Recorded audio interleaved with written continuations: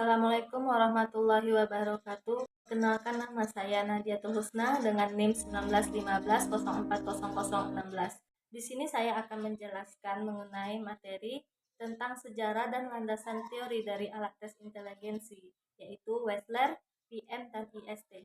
Materi pertama mengenai tes Wechsler, di mana tes inteligensi yang pertama kali ini disusun oleh David Wechsler pada tahun 1939. Kemudian diberi nama Wechsler Belief Intelligence Scale atau WBIS yang dikembangkan dan dipergunakan untuk pasien-pasien klinis di rumah sakit di negara New York, dan kemudian dilakukan revisi pada tahun 1955 dengan nama Wechsler Adult Intelligence Scale atau WISE.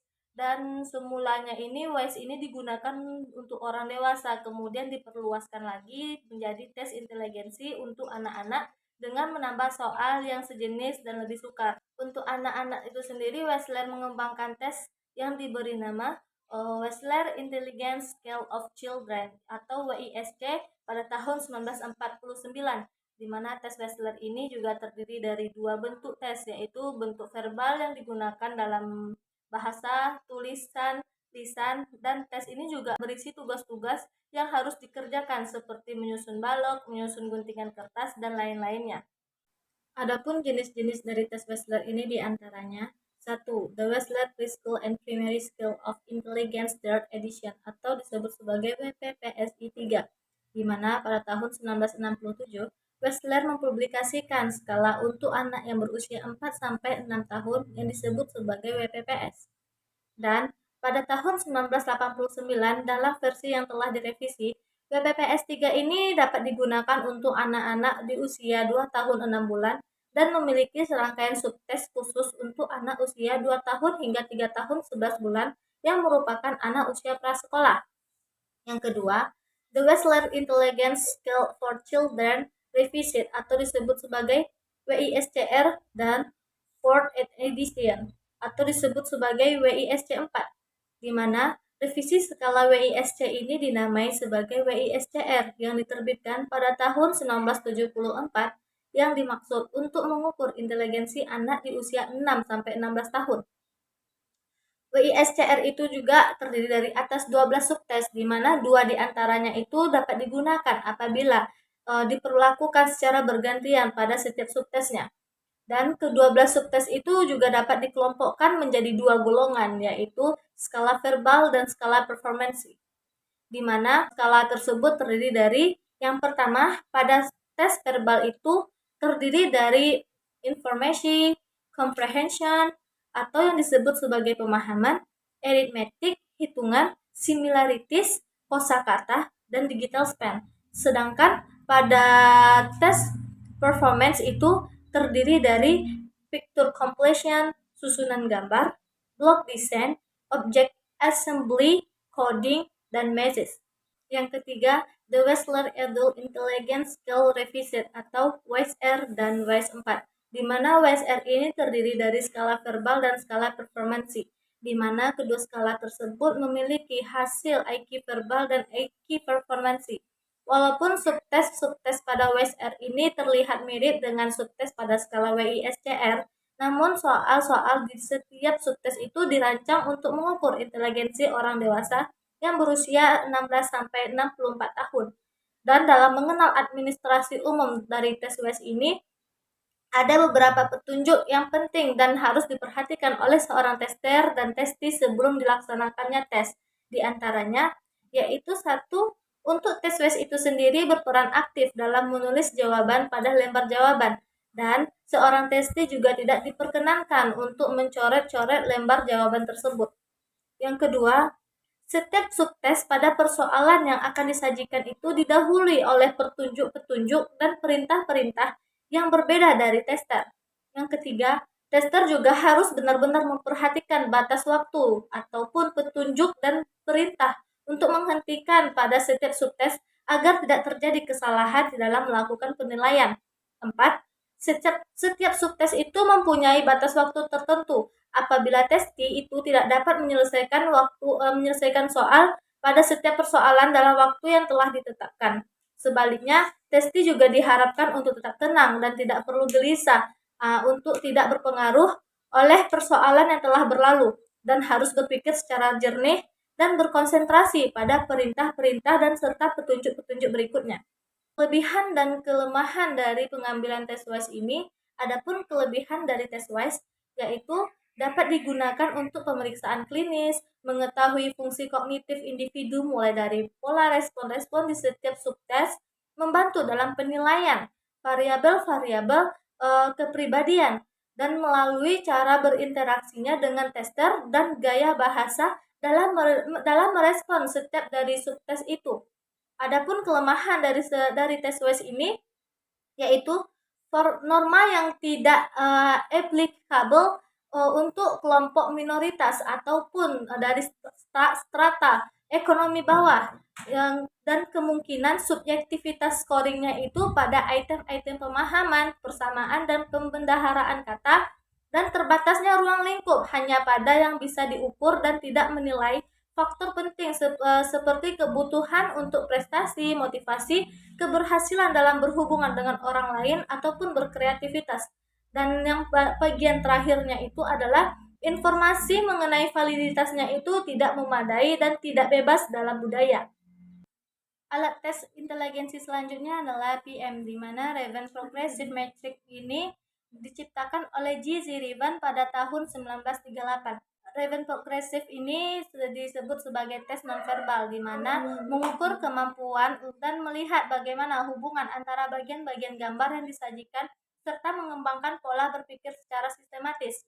Tes ini sebagian besarnya mengukur general faktor, sedangkan sebagian kecilnya itu mengukur spatial aptitude dan inductive reasoning serta perceptual accuracy, dan penyusunan soal bertingkat dari soal-soal mudah ke soal-soal yang sungkar. Dan pada tingkat selanjutnya, soal-soal membutuhkan kemampuan berpikir analogis dan logis. Raven Progressive Metric ini juga terdiri dari 3 tes dengan penggunaan yang berbeda-beda, yaitu 1. SPM. SPM atau disebut sebagai The Standard Progressive Metric yang dirancang oleh G. Zirivan dan diterbitkan terakhir kali oleh H.K. Lewis and Co. Ltd. di London pada tahun 1960. Tes PM60 ini bersifat nonverbal, di mana materi tes ini terdiri dari gambar-gambar. Tes ini dapat diberikan secara individual maupun klasikal.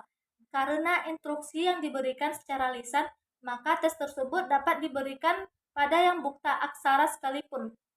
Materi tesnya juga berbentuk gambar dan menjadikan tes ini bebas dari kultur dan dapat digunakan di negara manapun. SPM ini sendiri terdiri dari 60 soal yang dikelompokkan ke dalam 5 seri, yaitu A, B, C, D, dan E.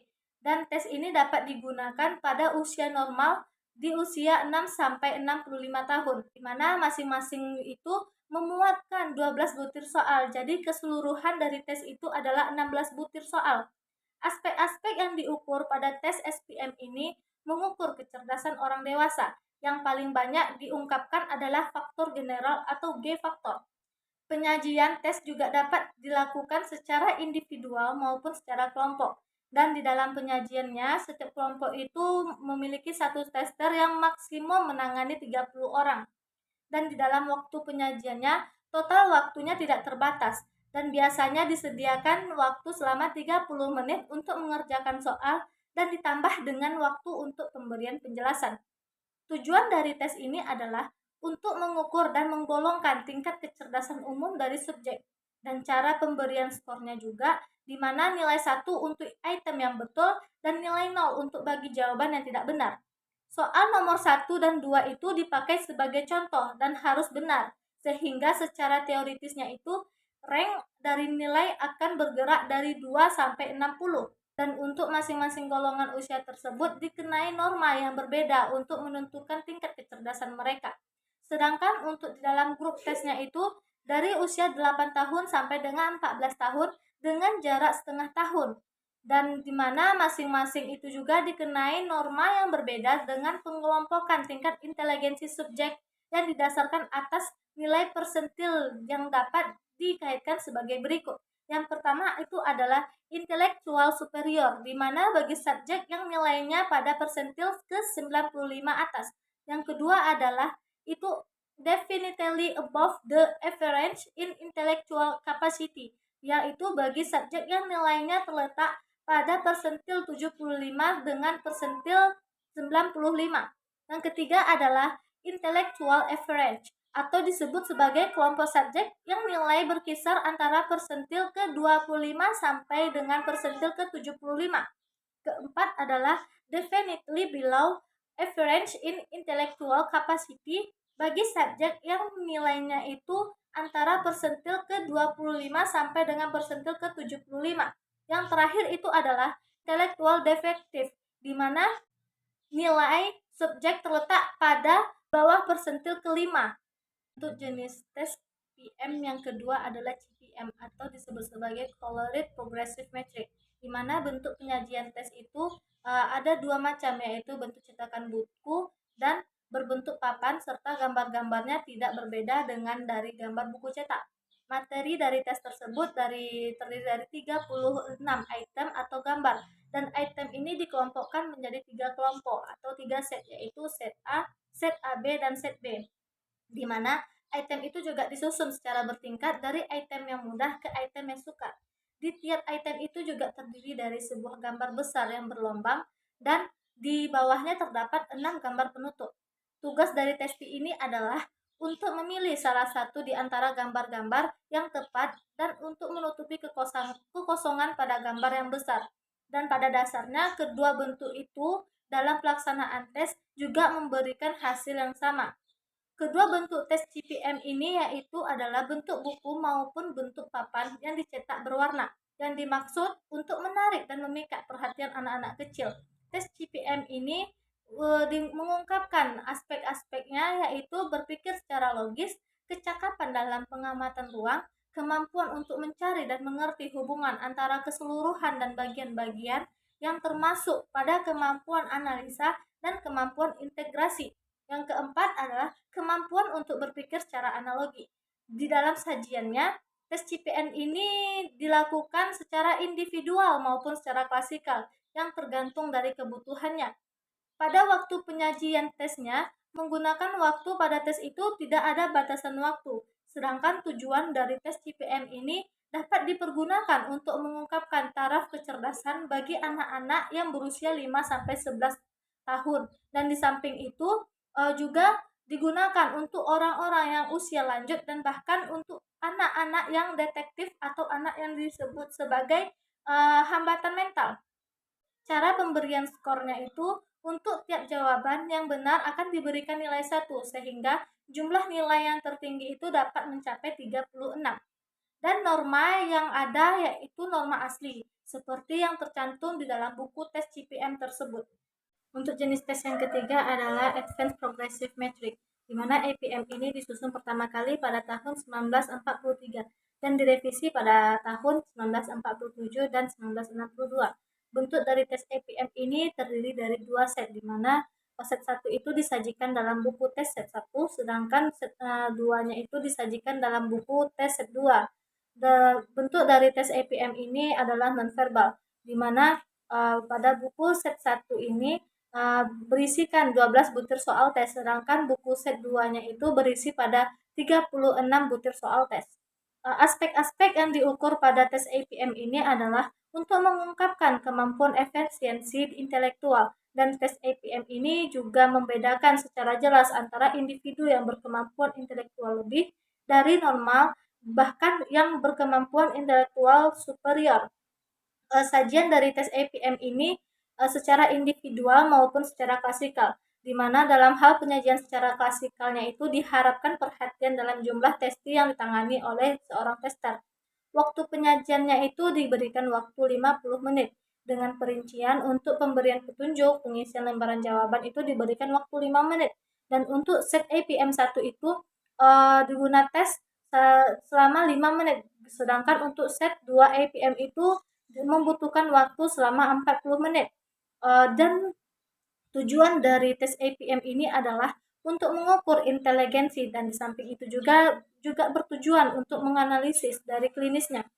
Dalam pemberian skornya, untuk setiap butir soal tes itu akan dikerjakan dengan benar dan mendapatkan nilai 1, sedangkan yang salah itu akan diberikan nilai 0. Alat tes inteligensi selanjutnya adalah IST atau yang disebut sebagai Intelligence Structure Test. IST ini sendiri merupakan tes psikologi yang dapat mengukur inteligensi. IST ini disusun oleh Rudolf Amtheuer di Jerman. IST ini banyak digunakan di Indonesia untuk menyeleksi penempatan di dunia kerja maupun pendidikan. Karena IST ini terdiri dari 9 subtes dan tidak hanya menghasilkan skor IQ, tetapi juga dapat mengetahui minat dan bakat dari seseorang yang dapat dilihat dari skor setiap subtesnya. Pada IST ini digunakan untuk membentukkan profil kecerdasan praktis. Tes IST ini merupakan tes inteligensi yang terdiri dari 9 subtes dengan jumlah itemnya itu terdiri dari 176 item dan merupakan tes kecepatan inteligensi yang dipandang sebagai suatu gestalt yang terdiri dari bagian yang saling berhubungan dan secara bermakna atau struktur, sehingga dapat dipercaya bahwa struktur inteligensinya itu akan cocok dengan tuntutan pekerjaan ataupun profesi yang tertentu pula. Penyajian dari tes ini dapat dilakukan secara individual maupun klasikal, di mana tes ini diperuntukkan untuk subjek dengan usia 14 sampai 60 tahun. Tujuan dari tes IST ini adalah untuk mengetahui pola kecerdasan individu secara umum sehingga individu itu dapat memahami dirinya dan dapat mengembangkan kepribadiannya. Adapun tes yang digunakan dalam meliputi beberapa interpretasi di tiap-tiap subtesnya itu adalah satu, subtes SE yang disebut sebagai Satzergänzung, di mana dalam kamus Jermannya Satzer itu berarti susunan kalimat.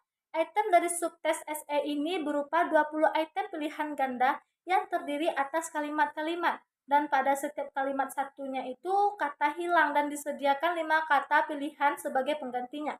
Subtes SE ini diuji pada subjek selama 6 menit, dan untuk skor jawabannya yang benar akan dikalikan dengan 1, sedangkan yang salah akan dikalikan 0. Serta aspek yang diukur pada subtes ini adalah judgment subject. Yang kedua adalah tes WA atau word house wall. Di dalam kamus Jermannya, word house berarti kata-kata.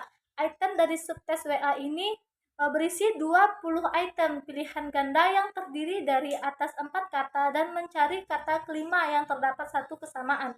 Subtes WA ini diuji pada subjek selama 6 menit dan untuk scoring jawabannya yang benar akan dikalikan 1, sedangkan jawaban yang salah dikalikan dengan 0. Yang ketiga, subtes AN atau analogin, di mana dalam kamus Jermannya itu analogin berarti analisis. Item dari subtes AN ini berupa 20 item pilihan ganda yang terdiri dari 3 kata dan mencari satu kata yang memiliki hubungan yang sama.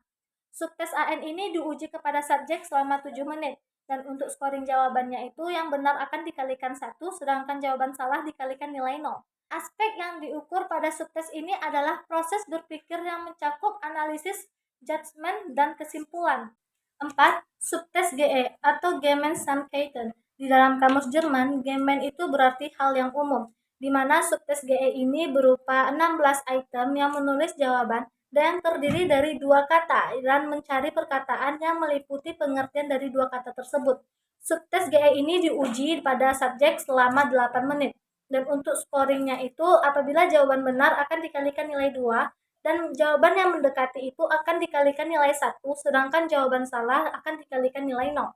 Fungsi dari subtes ini adalah untuk mengungkap kemampuan seseorang dalam kemampuan abstraksi, kemampuan untuk menyatakan pengertian dalam bahasa, dan aspek yang diukurnya itu pada subtes ini adalah kemampuan bernalar secara logis. 5.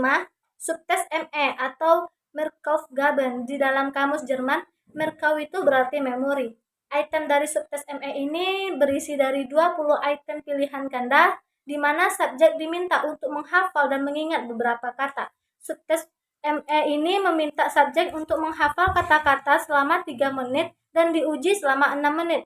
Dan untuk scoring jawabannya itu jawaban benar akan dikalikan nilai 1, sedangkan jawaban salah akan dikalikan nilai 0. 6. Subtes RA atau Rechenaufgaben, di mana dalam kamus Jerman Reche itu berarti ilmu hitung, di mana item dari subtes RA ini berupa 20 item dari pilihan ganda dan item menghitung. Subtes RA ini diuji pada subjek selama 10 menit Dan untuk scoring jawabannya itu, jawaban benar akan dikalikan nilai 1, sedangkan jawaban salah dikalikan nilai 0. 7. Subtezr atau Zahlenreichen, di mana dalam kamus Jerman Zahlen itu berarti menghitung. Item subtezr ini berupa 20 item pilihan ganda yang terdiri dari deret angka yang harus dilanjutkan. Subtezr ini juga diuji pada subjek selama 10 menit. Dan untuk scoring jawabannya, jika jawaban benar akan dikalikan dengan 1, sedangkan jawaban salah akan dikalikan dengan 0. Fungsi dari subtes ini adalah untuk mengukur kemampuan seseorang dalam melihat momen-momen ritmis, berpikir induktif dengan penggunaan bilangan secara agak teoritis, dan berpikir secara teoritis dengan menggunakan hitungan disertai dengan momen-momen ritmis. 8. Subtes PA atau Formalsuol, di mana dalam kamus Jerman forma itu berarti bentuk, dan item dari subtes FA ini berisi 20 item pilihan ganda yang terdiri dari item yang memperlihatkan suatu bentuk tertentu yang terpotong menjadi beberapa bagian.